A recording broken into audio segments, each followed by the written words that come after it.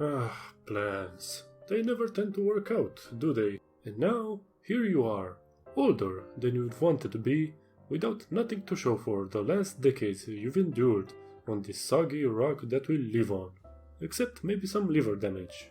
You're stuck in a dead-end job you avoid talking about, all your get-rich-quick schemes backfired, and they've somehow put your cat in jail, and on top of that, your girlfriend just left you, even though you didn't have one. But all is fine, since you've gotten past denial and accepted your fate. Maybe it's not the one you deserved, it surely isn't the one you needed, but it's the one you got, and the universe doesn't do refunds. You're watching the Cynical Rants, the show where rock bottom has no bottom. I'm your host, Mr. Blunt. Tonight, a quick and dirty guide to being a successful loser, based on such an extensive personal experience that I should consider putting it in my resume.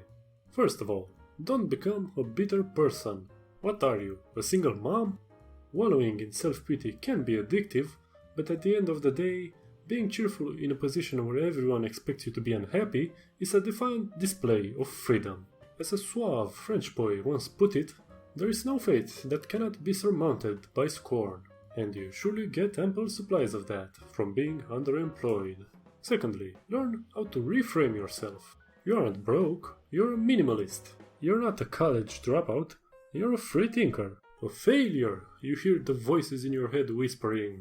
Well, who defines success anyway? A cunning use of language can put you in a favorable light even in the most unfavorable of circumstances. That insight is the only good thing we're ever gonna get out of politicians. Thirdly, learn how to live with your expenditures put on life support mode. The future is uncertain, and that's a pleonasm if I ever heard one.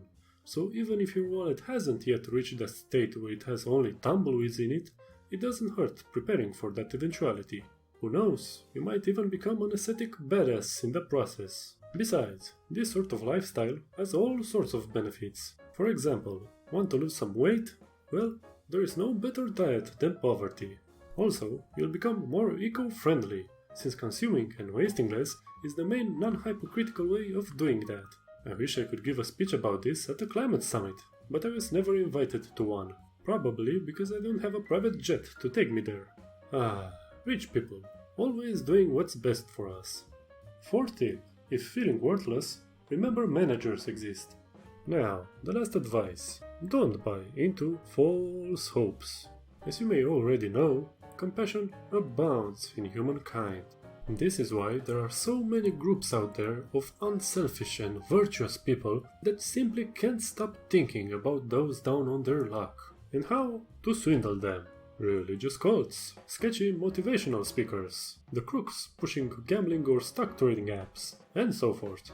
Don't listen to a word they say, because they are full of crap, and be bereft of conscience.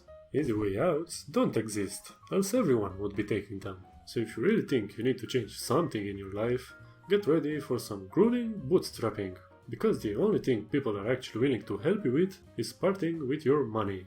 To conclude, don't beat yourself up too much. Life has its ups and downs, and even if there are no more ups coming up, maybe there are even lower downs on their way. So, interpret that in a positive way somehow.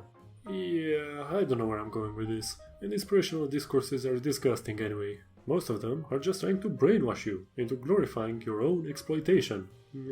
Let's redo this part. To conclude, life sucks, and society is unfair. Yep.